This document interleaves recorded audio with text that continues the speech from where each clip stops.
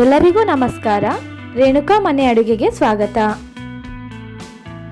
ಇವತ್ತಿನ ವಿಡಿಯೋದಲ್ಲಿ ನಾವು ಒಂದು ತುಂಬ ಟೇಸ್ಟಿಯಾದಂತಹ ಈವ್ನಿಂಗ್ ಸ್ನ್ಯಾಕ್ಸ್ನ ಮಾಡೋದನ್ನು ನೋಡ್ಕೊಳ್ಳೋಣ. ಅವರೆಕಾಯಿ ಸೀಸನಲ್ಲಂತೂ ಈ ರೆಸಿಪಿನ ಒಂದ್ಸರಿನಾದರೂ ನೀವು ಮಾಡ್ಕೊಂಡು ತಿನ್ನಲೇಬೇಕು. ಟ್ರಿಪ್ಪಿಗೆ ಅಥವಾ ಪಿಕ್ನಿಕ್ಕಿಗೆ ಹೋಗ್ತಿರ್ಬೇಕಾದ್ರೆ ಕ್ಯಾರಿ ಮಾಡೋಕ್ಕೆ ಇದೊಂದು ಬೊಂಬಾಟಾದಂತಹ ರೆಸಿಪಿ. ಬನ್ನಿ ಈ ಸ್ಪೆಷಲ್ ಸ್ನ್ಯಾಕ್ಸ್ನ ಮಾಡೋದು ಹೇಗೆ ಅಂತ ನೋಡ್ಕೊಳ್ಳೋಣ. ನಾನಿಲ್ಲಿ ಮೊದಲಿಗೆ ಅವರೆಕಾಯಿ ಸಿಪ್ಪೆ ಬಿಡಿಸ್ಕೊಂಡು ಕಾಳನ್ನೆಲ್ಲ ಸೆಪ್ರೇಟ್ ಮಾಡ್ಕೊಂಡಿದ್ದೀನಿ. ಸೆಪ್ರೇಟ್ ಮಾಡ್ಕೊಂಡಿರೋ ಕಾಳನ್ನು ಓವರ್ನೈಟ್ ಸೋಕ್ ಮಾಡಿದ್ದೀನಿ. ಸುಮಾರು 8 ಗಂಟೆಗಳ ಕಾಲ ಸೋಕ್ ಮಾಡಿದರೆ ಸಾಕಾಗುತ್ತೆ, ಕ್ಲೀನಾಗಿ ನೆಂದಿರುತ್ತೆ. ಹಿಚಿಗವರೆಕಾಳು ಸಾಂಬಾರು ಮಾಡಬೇಕಾದ್ರೆ ಯಾವ ರೀತಿಯಾಗಿ ನಾವು ಸಿಪ್ಪೆನ ಬಿಡಿಸ್ಕೊಳ್ತೀವೋ ಅದೇ ರೀತಿಯಾಗಿ ನಾನು ಇಲ್ಲಿ ಸಿಪ್ಪೆನ ಹೆಚ್ಚಿಕೊಳ್ತಾ ಇದ್ದೀನಿ. ಅವರೆಕಾಳನ್ನು 2 ಬೆರಳಿನ ಸಹಾಯದಿಂದ ಪ್ರೆಸ್ ಮಾಡಿದಾಗ ಒಂದು ಪೋರ್ಷನ್ನಲ್ಲಿ ಅದು ಸ್ವಲ್ಪ ಓಪನ್ ಆಗುತ್ತೆ ಸಿಪ್ಪೆ. ಅದಾದಮೇಲೆ ನೀವು ಪ್ರೆಸ್ ಮಾಡಿದ್ರೆ ಅದು ಕ್ಲೀನಾಗಿ ಹೊರಗಡೆ ಬರುತ್ತೆ. ಅದೇ ರೀತಿಯಾಗಿ ನಾನು ಎಲ್ಲ ಕಾಳುಗಳನ್ನು ಹಿಸಿದ್ಬಿಟ್ಟು ಕಾಳಿಂದ ಸಿಪ್ಪೆನ ಸಪ್ರೇಟ್ ಮಾಡ್ಕೊಳ್ತಾ ಇದ್ದೀನಿ. ಈ ರೀತಿಯಾಗಿ ಎಲ್ಲ ಕಾಳುಗಳನ್ನು ಹಿಸಿಕೊಂಡು ಸಿಪ್ಪೆನ ಸಪ್ರೇಟ್ ಮಾಡ್ತಾ ಇದ್ದೀನಿ. ನಾನು ಸುಮಾರು ಇಷ್ಟು ಕಾಳನ್ನು ನಾನಿವತ್ತು ಸ್ನ್ಯಾಕ್ಸ್ಗೆ ಉಪಯೋಗಿಸ್ಕೊಳ್ತಾ ಇದ್ದೀನಿ. ನಾನಿವಾಗ ಒಂದು ಕಾಟನ್ ಬಟ್ಟೆ ತಗೊಂಡಿದ್ದೀನಿ. ಕಾಟನ್ ಬಟ್ಟೆಯನ್ನು ಹರಡ್ಬಿಟ್ಟು ಅದ್ರ ಮೇಲ್ಗಡೆ ಇಸಿಕೊಂಡಿರೋ ಅಂತಹ ಅವರೆಕಾಳನ್ನು ಸ್ಪ್ರೆಡ್ ಮಾಡ್ತಾ ಇದ್ದೀನಿ. ಇದನ್ನೇನು ಬಿಸಿಲಲ್ಲಿ ಒಣಗಿಸ್ಬೇಕು ಅಂತ ಏನೂ ಇಲ್ಲ, ಮನೆಯಲ್ಲಿನೇ ತಂಪು ಗಾಳಿಯಲ್ಲೇ ಒಣಗಬಹುದು. ಫ್ಯಾನಿನ ಗಾಳಿಗೂ ಒಣಗಿಸಿದ್ರು ಸಾಕಾಗುತ್ತೆ. ಈ ರೀತಿಯಾಗಿ ಸ್ವಲ್ಪ ಹೊತ್ತು ಹರಡಿ ಒಂದು ಅರ್ಧ ಗಂಟೆ ಬಿಟ್ಟರು ಸಾಕು. ಇದನ್ನು ನೀರಲ್ಲಿ ನೆನೆ ಹಾಕಿರೋದ್ರಿಂದ ಇದರಲ್ಲಿರುವ ಎಕ್ಸ್ಟ್ರಾ ನೀರಿನ ಅಂಶ ಹೋಗಬೇಕು, ಅಷ್ಟಾದರೆ ಸಾಕು. ಆಮೇಲೆ ಇದನ್ನು ಹರಡಬೇಕಾದ್ರೆ ತುಂಬ ತೆಳುವಾಗಿ ಹರಡಿ, ಒಂದರ ಮೇಲೆ ಒಂದು ಹರಡಿದ್ರೆ ಸ್ವಲ್ಪ ಆರಕ್ಕೆ ಜಾಸ್ತಿ ಟೈಮ್ ತಗೊಳುತ್ತೆ. ನೀವು ನೋಡ್ತಾ ಇದ್ರೆ ನಾನು ಪೂರ್ತಿ ತೆಳುವಾಗಿ ಹರಡಿ ಹಾಗೆ ಬಿಟ್ಟಿದ್ದೀನಿ.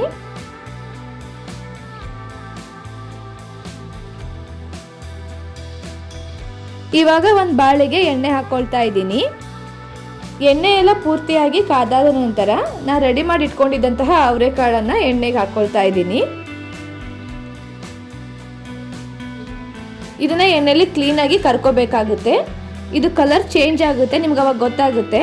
ಅದಲ್ಲದೆ ನೀವು ಹಾಕಿರೋ ಎಲ್ಲ ಕಾಳುಗಳು ತಳ ಬಿಟ್ಟು ಮೇಲ್ಗಡೆ ಬರೋಕ್ಕೆ ಸ್ಟಾರ್ಟ್ ಆಗುತ್ತೆ. ಅಷ್ಟು ಬಂದಿದೆ ಅಂದರೆ ಪೂರ್ತಿ ಮೇಲ್ಗಡೆ ಬರ್ತಾ ಇದೆ ಅಂದರೆ ಅದು ಕರ್ದಿದೆ ಅಂತ. ಅಲ್ಲಿವರೆಗೂ ಕ್ಲೀನಾಗಿ ಕರ್ಕೋಬೇಕಾಗುತ್ತೆ.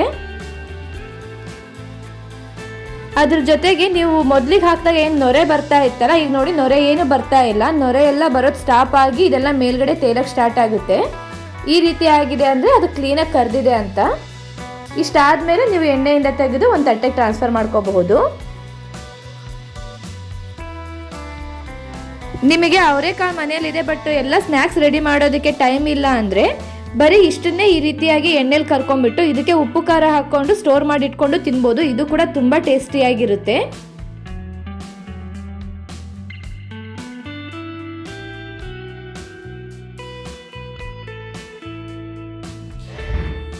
ನಾನು ರೆಡಿ ಮಾಡ್ಕೊಂಡಂತಹ ಎಲ್ಲ ಅವರೆಕಾಳುಗಳನ್ನು ಸ್ವಲ್ಪವಾಗಿ ಎಣ್ಣೆಲಿ ಹಾಕ್ಕೊಂಡು ಎಲ್ಲವನ್ನು ಕರ್ಕೊಳ್ತಾ ಇದ್ದೀನಿ.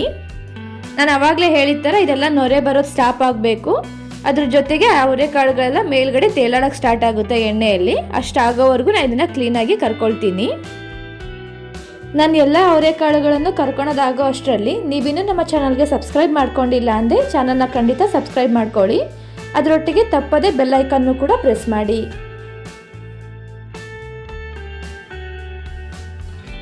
ಅವರೆಕಾಳು ಸೀಸನಲ್ಲಿ ತುಂಬ ಚಳಿ ಇರುತ್ತೆ. ಹಾಗಾಗಿಬಿಟ್ಟು ಆವಾಗವಾಗ ಏನಾದರೂ ಚಳಿಗೆ ಬಿಸಿ ಬಿಸಿಯಾಗಿ ತಿನ್ನಬೇಕು ಅಂತ ಅನಿಸುತ್ತೆ, ಖಾರವಾಗಿರೋದನ್ನು ತಿನ್ನಬೇಕು ಅನ್ನಿಸ್ತಾ ಇರುತ್ತೆ. ಆವಾಗ ಈ ರೀತಿಯಾದಂತಹ ಸ್ನ್ಯಾಕ್ಸ್ಗಳನ್ನ ಮಾಡಿಕೊಂಡು ತಿನ್ಬೋದು. ತಿನ್ನೋಕ್ಕೆ ತುಂಬ ಚೆನ್ನಾಗಿರುತ್ತೆ ಹಾಗೂ ಮೈಂಡ್ ರಿಫ್ರೆಶಿಂಗ್ ಆಗಿರುತ್ತೆ.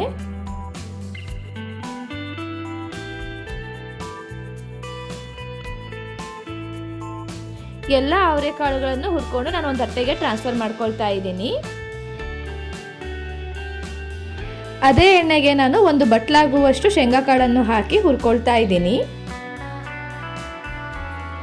ಶೇಂಗಾಕಾಳು ಹುರ್ಕೋಬೇಕಾದ್ರೆ ಎಣ್ಣೆ ಕ್ಲೀನಾಗಿ ಕಾದಿರಲಿ. ಯಾಕಂದರೆ ಎಣ್ಣೆ ಸ್ವಲ್ಪ ಕಡಿಮೆ ಕಾದಿದ್ರೂ ಕೂಡ ಶೇಂಗಾಕಾಳು ಕ್ಲೀನಾಗಿ ಗರಿ ಗರಿಯಾಗಿ ಬರಗಲ್ಲ, ಒಳಗಡೆ ಎಲ್ಲ ಹಸಿ ಹಸಿ ಇರುತ್ತೆ. ಹಾಗಾಗ್ಬಿಟ್ಟು ಎಣ್ಣೆ ಕ್ಲೀನಾಗಿ ಕಾದಿದ ಮೇಲೆ ನೀವು ಶೇಂಗಾಕಾಳನ್ನು ಹಾಕ್ಕೊಂಡು ಹುರ್ಕೊಳ್ಳಿ. ಶೇಂಗಾಕಾಳೆಲ್ಲ ಕ್ಲೀನಾಗಿ ಹುರಿದಾದ್ಮೇಲೆ ಕಲರ್ ಚೇಂಜ್ ಆದಮೇಲೆ ನಾನು ಎಲ್ಲವನ್ನು ತೆಗೆದು ಒಂದು ತಟ್ಟೆಗೆ ಹಾಕ್ಕೊಳ್ತಾ ಇದ್ದೀನಿ. ನೀವು ನೋಡ್ತಾ ಇದ್ದೀರಾ ಶೇಂಗಾಕಾಳೆಲ್ಲ ಕ್ಲೀನಾಗಿ ಗೋಲ್ಡನ್ ಬ್ರೌನ್ ಕಲರ್ ಬರೋವರೆಗೂ ಹುರಿದಿದೆ. ಇಷ್ಟಾದಮೇಲೆ ನಾನು ಅವರೆಕಾಳನ್ನ ತಗೊಂಡಿರೋಂಥ ತಟ್ಟೆಗೆ ಅದನ್ನು ಕೂಡ ಹಾಕ್ಕೊಳ್ತಾ ಇದ್ದೀನಿ.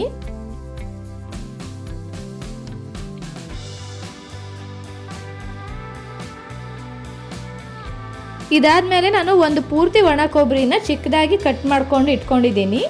ಆ ಚಿಕ್ಕದಾಗಿ ಕಟ್ ಮಾಡ್ಕೊಂಡಿರೋಂತಹ ಒಣ ಕೊಬ್ಬರಿ ಪೀಸ್ಗಳನ್ನು ನಾನು ಕಾದಿರುವ ಎಣ್ಣೆಗೆ ಹಾಕ್ಕೊಳ್ತಾ ಇದ್ದೀನಿ. ಇದನ್ನು ಕೂಡ ಕಲರ್ ಪೂರ್ತಿ ಚೇಂಜ್ ಆಗೋವರೆಗೂ ನೀವು ಕರ್ಕೋಬೇಕಾಗುತ್ತೆ. ಒಣ ಕೊಬ್ಬರಿ ಕರಿಯೋಕ್ಕೆ ಸ್ವಲ್ಪ ಜಾಸ್ತಿ ಟೈಮ್ ತಗೊಳುತ್ತೆ. ನೀವು ಕ್ಲೀನಾಗಿ ಆವಾಗವಾಗ ಈ ರೀತಿಯಾಗಿ ಕೈ ಆಡ್ತಾ ಒಣ ಕೊಬ್ಬರಿ ಪೂರ್ತಿ ಕಲರ್ ಚೇಂಜ್ ಆಗೋವರೆಗೂ ಕರ್ಕೊಳ್ಳಿ. ಇವಾಗ ನೋಡ್ತಾ ಇದ್ದೀರಾ ಕಲರ್ ನಿಮಗೆ ಸ್ಲೈಟ್ಲಿ ಚೇಂಜ್ ಕಾಣ್ತಾ ಇದೆ. ಒಣ ಕೊಬ್ಬರಿನ ಪೂರ್ತಿ ಕಲರ್ ಚೇಂಜ್ ಆಗೋವರೆಗೂ ನೀವು ಕರ್ಕೋಬೇಕಾಗುತ್ತೆ. ಇದನ್ನು ಸ್ವಲ್ಪ ಕ್ಲೀನಾಗಿ ಕರ್ಕೊಂಡಿಲ್ಲ ಅಂದರೆ ಅದು ತುಂಬ ಹಗುರವಾಗಿ ಬರಲ್ಲ, ತಿನ್ನಬೇಕಾದ್ರೆ ಕಟ್ ಅನ್ನುತ್ತೆ. ಈಗ ನೀವು ಅಂದ್ಕೋಬೋದು ಇದು ತುಂಬ ಕರೆದಿದೆ ಸೀದೋಗಿದೆ ಅಂತಂದು, ಬಟ್ ಅದು ಆ್ಯಕ್ಚುಲಿ ಈ ಕಲರ್ ಬರೋವರೆಗೂ ಕರ್ಕೋಬೇಕು. ಈ ರೀತಿ ಜಾಸ್ತಿ ಕರೆದಾಗ ಅದು ತಿನ್ನಬೇಕಾದ್ರೆ ಕರೆಕ್ಟಾಗಿರುತ್ತೆ. ಇದಾದಮೇಲೆ ನಾನಿಲ್ಲಿ ದಪ್ಪ ಅವಲಕ್ಕಿನ ಅದೇ ಎಣ್ಣೆಯಲ್ಲಿ ಕರ್ಕೊಳ್ತಾ ಇದ್ದೀನಿ. ನಾವೇನು ಅವಲಕ್ಕಿ ಮಾಡೋಕ್ಕೆ ಉಪಯೋಗಿಸ್ತೀವಲ್ಲ ದಪ್ಪ ಅವಲಕ್ಕಿ, ಅದೇ ಅವಲಕ್ಕಿನ ತೊಗೊಂಡಿದ್ದೀನಿ. ದಪ್ಪ ಅವಲಕ್ಕಿನ ಡೈರೆಕ್ಟಾಗಿ ಎಣ್ಣೆಲಿ ಹಾಕಬೇಕು. ಎಣ್ಣೆ ಹಾಕಿದ ಮೇಲೆ ಅವ್ರು ಈ ರೀತಿಯಾಗಿ ಎಣ್ಣೆಲಿ ಏನು ನೊರೆ ಬರ್ತಿರುತ್ತಲ್ಲ ಅದೆಲ್ಲ ಸ್ಟಾಪ್ ಆಗುತ್ತೆ. ಅದಾದ ತಕ್ಷಣ ಇಮಿಡಿಯೇಟಾಗಿ ಇದನ್ನು ತೆಗೆದುಬಿಡಬೇಕು.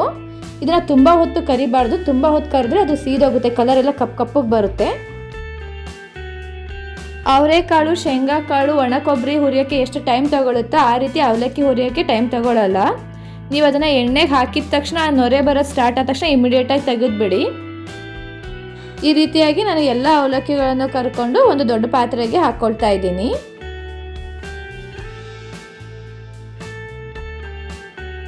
ಆಮೇಲೆ ಅವಲಕ್ಕಿ ಕರೆದ ಮೇಲೆ ಎಣ್ಣೆ ಪೂರ್ತಿ ಕಲರ್ ಚೇಂಜ್ ಆಗಿಬಿಡುತ್ತೆ. ನೀವೇನು ಹೆದರ್ಕೊಳಕ್ಕೆ ಹೋಗಬೇಡಿ ಇದ್ಯಾಕೆ ಎಣ್ಣೆ ಕಲರ್ ಈ ರೀತಿ ಆಗಿದೆ ಅಂತ.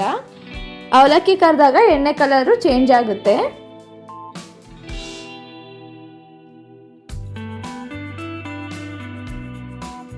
ಕರೆದಿರೋ ಎಲ್ಲ ಅವಲಕ್ಕಿನೂ ನಾನು ಒಂದು ಪಾತ್ರೆಗೆ ಟ್ರಾನ್ಸ್ಫರ್ ಮಾಡಿ ಇಟ್ಕೊಂಡಿದ್ದೀನಿ.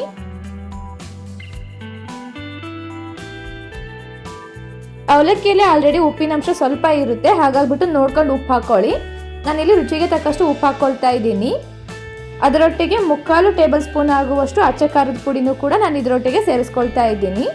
ನಿಮ್ಮ ಖಾರ ಪುಡಿ ಎಷ್ಟು ಖಾರ ಇದೆ ಅನ್ನೋದ್ರ ಮೇಲೆ ನೀವು ಖಾರ ಪುಡಿ ಬೆರೆಸ್ಕೊಡಿ. ನಾನು ಉಪಯೋಗಿಸ್ತಿರೋಂತಹ ಖಾರದ ಪುಡಿ ತುಂಬ ಜಾಸ್ತಿ ಸ್ಪೈಸಿ ಆಗಿಲ್ಲ, ನಾನು ಹಾಗಾಗ್ಬಿಟ್ಟು ಇಷ್ಟು ಸೇರಿಸ್ಕೊಳ್ತಾ ಇದ್ದೀನಿ. ನೀವೆಲ್ಲ ಮಿಕ್ಸ್ ಮಾಡಿದ್ಮೇಲೂ ಕೂಡ ಒಂದ್ಸರಿ ತಿಂದು ನೋಡಿಬಿಟ್ಟು ನಿಮ್ಗೆ ಏನಾದ್ರು ಉಪ್ಪು ಖಾರ ಕಡಿಮೆ ಆಗಿದೆ ಜಾಸ್ತಿ ಆಗಿದೆ ನೋಡ್ಕೊಂಡ್ಬಿಟ್ಟು ನೀವು ಎಷ್ಟು ಬೇಕೋ ಅದು ಸೇರಿಸ್ಕೊಳ್ಳಿ. ಉಪ್ಪು ಖಾರ ಹಾಕಿದ ಮೇಲೆ ನೀವು ಎಲ್ಲ ಅವಲಕ್ಕಿಗೂ ಇದು ಕ್ಲೀನಾಗಿ ಬೆರಿಬೇಕು, ಹಾಗಾಗ್ಬಿಟ್ಟು ಕ್ಲೀನಾಗಿ ಮಿಕ್ಸ್ ಮಾಡ್ಕೊಳ್ಳಿ. ನೀವು ಕ್ಲೀನಾಗಿ ಮಿಕ್ಸ್ ಮಾಡ್ಕೊಂಡಿಲ್ಲ ಅಂದರೆ ಒಂದು ಅವಲಕ್ಕಿ ವೈಟ್ ಇರುತ್ತೆ, ಅದು ಒಂದು ಕಡೆಗೆ ತುಂಬ ಖಾರ ಹತ್ತುತ್ತಾ ಇರುತ್ತೆ, ಆ ರೀತಿ ಟೇಸ್ಟ್ ಬರುತ್ತೆ. ಹಾಗಾಗ್ಬಿಟ್ಟು ನೀವು ಎಲ್ಲ ಕಡೆನೂ ಒಂದೇ ಸಮಕ್ಕೆ ಉಪ್ಪು ಖಾರ ಸ್ಪ್ರೆಡ್ ಆಗೋ ಥರ ಮಿಕ್ಸ್ ಮಾಡ್ಕೊಳ್ಳಿ.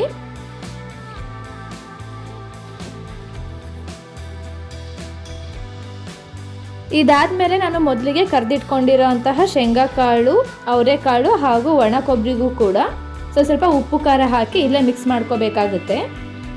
ನಾನು ಶೇಂಗಾ ಕಾಳಿನ ಮೇಲೆ ಸ್ವಲ್ಪ, ಅವರೆಕಾಳಿನ ಮೇಲೆ ಸ್ವಲ್ಪ, ಇದ್ರ ಮೇಲೆ ಹೀಗೆ ಸಪ್ರೇಟಾಗಿಯೇ ಸ್ವಲ್ಪ ಉಪ್ಪು ಹಾಕ್ಕೊಳ್ತಾ ಇದ್ದೀನಿ. ಅದ್ರ ಜೊತೆಗೆ ಸ್ವಲ್ಪ ಖಾರನೂ ಕೂಡ ಎಲ್ಲದ್ರ ಮೇಲೂ ಸಪ್ರೇಟಾಗಿ ಹಾಕ್ಕೊಂಡ್ಬಿಟ್ಟು ಕ್ಲೀನಾಗಿ ಮಿಕ್ಸ್ ಮಾಡ್ಕೊಳ್ತೀನಿ. ಅವಲಕ್ಕಿ ಜೊತೆಗೆ ಇದನ್ನೆಲ್ಲದನ್ನು ಮಿಕ್ಸ್ ಮಾಡಿ ಅದಾದಮೇಲೆ ಉಪ್ಪು ಖಾರ ಹಾಕಿದರೆ ಎಲ್ಲ ಇಂಗ್ರೀಡಿಯೆಂಟ್ಸಿಗೂ ನಾವು ಉಪ್ಪು ಖಾರ ಕ್ಲೀನಾಗಿ ಒಂದೇ ಸಮನಾಗಿ ಬಂದಿರಲ್ಲ. ಹಾಗಾಗಿಬಿಟ್ಟು ನಾವು ಸಪ್ರೇಟ್ ಇಂಗ್ರೀಡಿಯೆಂಟ್ಸಿಗೆ ನಾನು ಉಪ್ಪು ಖಾರನ ಮಿಕ್ಸ್ ಮಾಡ್ಕೊಂಡ್ಬಿಟ್ಟು ಇದಾದಮೇಲೆ ನಾನು ಎಲ್ಲದನ್ನು ಒಟ್ಟಿಗೆ ಸೇರಿಸಿ ಮಿಕ್ಸ್ ಮಾಡ್ಕೊಳ್ತೀನಿ. ಈ ರೀತಿ ಮಾಡೋದ್ರಿಂದ ನಮಗೆ ಟೇಸ್ಟ್ ತುಂಬ ಚೆನ್ನಾಗಿ ಬರುತ್ತೆ. ಯಾವ ಕಡೆನೂ ಒಂದು ಕಡೆ ಸಪ್ಪೆ ಅನಿಸೋದು, ಒಂದು ಕಡೆ ಜಾಸ್ತಿ ಉಪ್ಪು ಖಾರ ಅನಿಸೋದು ಈ ರೀತಿ ಅನಿಸಲ್ಲ. ಈ ರೀತಿಯಾಗಿ ನಾನು ಅವಲಕ್ಕಿನ ಒಂದ್ಸರಿ ರೆಡಿ ಮಾಡಿ ಇಟ್ಟಿದ್ದೀನಿ. ಈ ರೀತಿ ಇವೆಲ್ಲ ಇಂಗ್ರೀಡಿಯೆಂಟ್ಸ್ನ ಮಿಕ್ಸ್ ಮಾಡಿ ಒಂದ್ಸರಿ ರೆಡಿ ಮಾಡಿ ಇಟ್ಟಿದ್ದೀನಿ.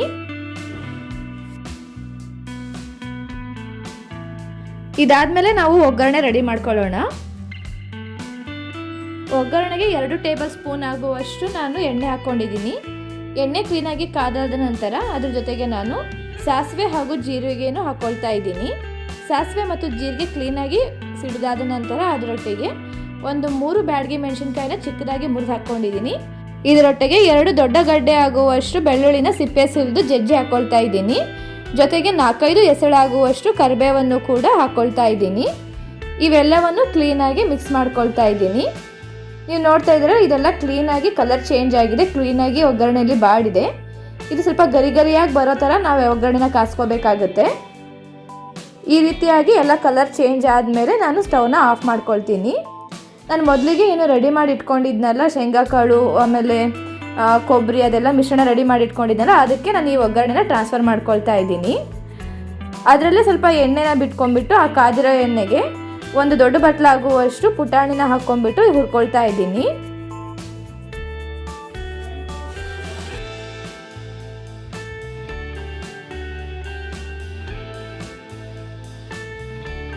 ಪುಟಾಣಿ ಕೂಡ ಕ್ಲೀನಾಗಿ ಹುರಿದ್ಬಿಟ್ಟು ಕಲರ್ ಚೇಂಜ್ ಆಗೋವರೆಗೂ ನಾನು ಹುರ್ಕೊಳ್ತಾ ಇದ್ದೀನಿ. ಪುಟಾಣಿ ಒಂದು ಸ್ವಲ್ಪ ಕಲರ್ ಚೇಂಜ್ ಆಗುತ್ತೆ, ಇದರಿಂದ ಜಾಸ್ತಿ ಬ್ರೌನ್ ಕಲರ್ ಏನಾಗಲ್ಲ. ಇದು ಕ್ಲೀನಾಗಿ ಹುರಿದಾದ್ಮೇಲೆ ನಾನು ಏನು ರೆಡಿ ಮಾಡ್ಕೊಂಡಿದ್ದಂತಹ ಬೇರೆ ಇಂಗ್ರೀಡಿಯೆಂಟ್ಸ್ ಜೊತೆಗೆ ಇದನ್ನು ಕೂಡ ಮಿಕ್ಸ್ ಮಾಡ್ಕೊಳ್ತಾ ಇದ್ದೀನಿ.